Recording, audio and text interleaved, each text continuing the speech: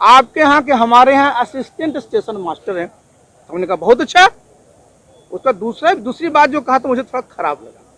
कहा कि सर मुझे आश्चर्य लगता है कि 20,000 में कैसे लोग गुजारा करते हैं। हमने कहा क्यों? जनता दल यूनाइटेड, इसके नेता कौन है जी? 3-4 नेता हैं क्या? मात्र एकमात्र नेता है। और देखिए ठीक ठाक क्या होता है, यहाँ कुछ ठाक ही नहीं, पूरा का पूरा ठीक ही है। इसमें ठाक क्या होता है भाई? आज हमारे राष्ट्रपति कौन है जी? हमारे कलाम साहब कौन थे? और अगर परिवार में ही तो पहले होता था कि राजा का बेटा राजा, उसका। बिहार की राजनीति में कब भूचाल आ जाए यह पता लगाना बिल्कुल मुश्किल है। जिस तरह से कह सकते हैं कि धूप और छाया का पता लगाना मुश्किल है, धूप और बारिश का पता लगाना मुश्किल है, ठीक उसी प्रकार से बिहार की राजनीति कब करवटें बदल लेंगे यह पता लगाना मुश्किल ही नहीं नामुमकिन है। नमस्कार, आप देख रहे हैं नई सोच न्यूज चैनल। मैं हूं इस न्यूज शो का एंकर वीरेंद्र कुमार। दरअसल माननीय केंद्रीय मंत्री आरसीपी सिंह ने पहली बार राज्यसभा टिकट को लेकर माननीय मुख्यमंत्री नीतीश कुमार पर खुलकर बोले हैं। जदयू कोटे से माननीय आरसीपी सिंह जी जो हैं वो केंद्रीय मंत्री बने थे।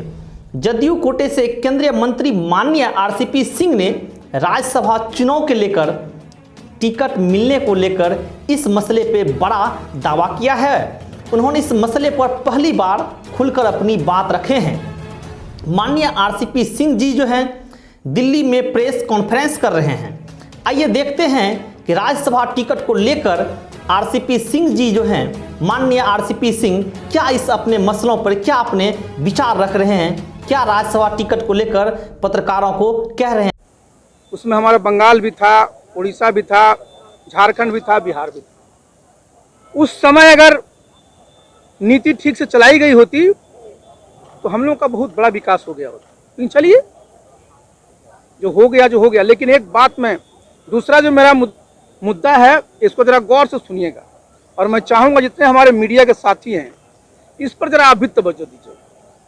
आप भी जानते हैं, आप जाते हैं पंजाब, आप जाते हैं हरियाणा, आप जाते हैं छत्तीसगढ़, आप जाते हैं सूरत, आप जाते हैं महाराष्ट्र, वहाँ और बिहार में आपको क्या फ़र्क पड़ता है? मैं तो घूमते रहता हूँ मंत्री होने के नाते भी, ऐसे भी। तो ये मैं अपील करना चाहूँगा हमारे बिहार के जितने युवा साथी और जितने भी लोग हैं कि हम लोग को थोड़ा अपना माइंड सेट बदलना पड़ेगा।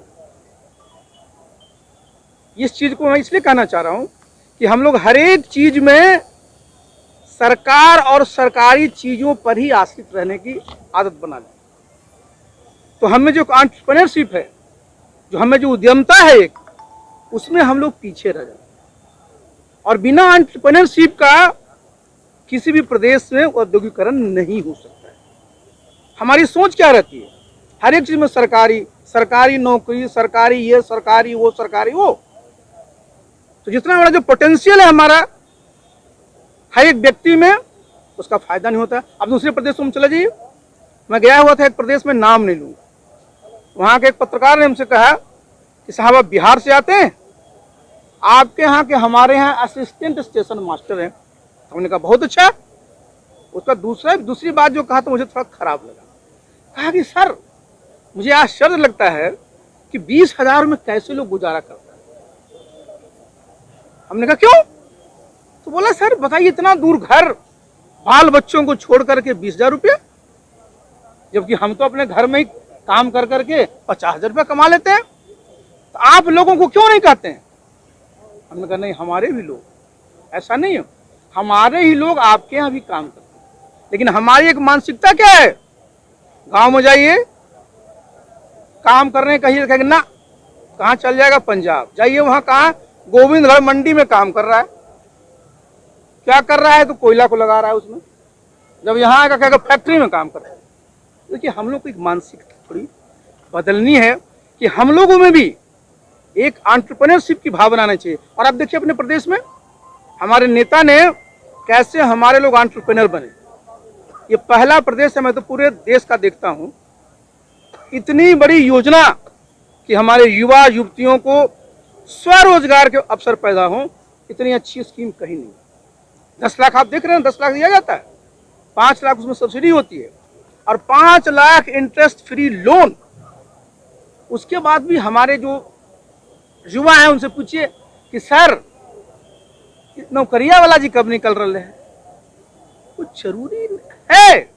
लेकिन हम लोग को जरा सोचिए कि आज जिस आप बिहार की जरा सोचिए, राजेंद्र बाबू का भाषण सुनिएगा जो वो ब्रॉडकास्ट कर रहे थे, क्या कहे थे वो, उस समय हिंदुस्तान में 32 करोड़ लोग था, आज हमारे बिहार में कितना है जी, 12.5 करोड़ लोग।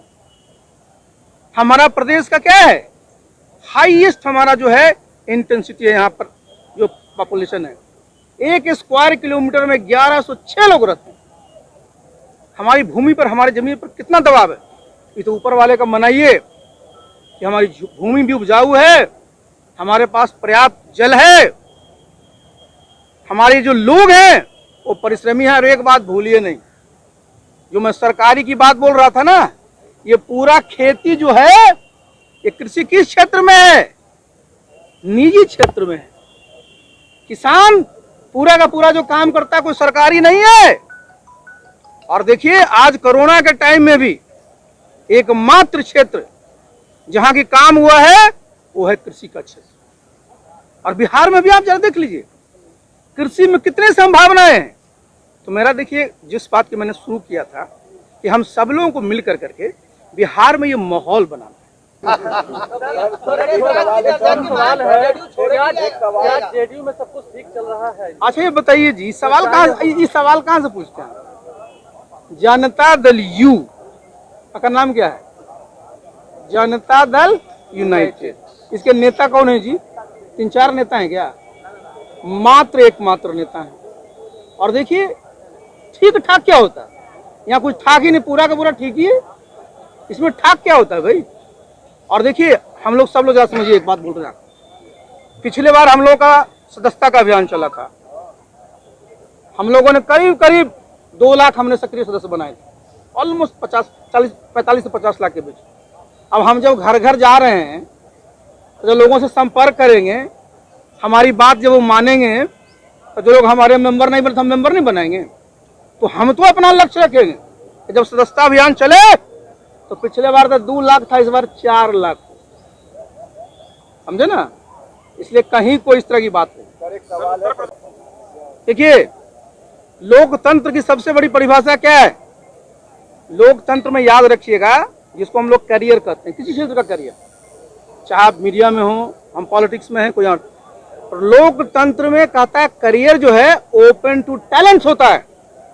जिसके पास मेधा है अपनी मेधा के बदौलत देश में और दुनिया में किसी पद को प्राप्त कर सकता है। आज हमारे राष्ट्रपति कौन है जी, हमारे कलाम साहब कौन थे। और अगर परिवार में ही तो पहले होता था कि राजा का बेटा राजा, उसका बेटा का बेटा। तो देखिए लोकतंत्र में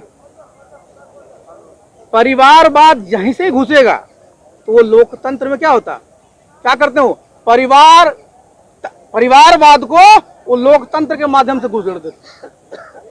और ये बहुत बड़ी चुनौती नहीं, बहुत बड़ा खतरा होता है।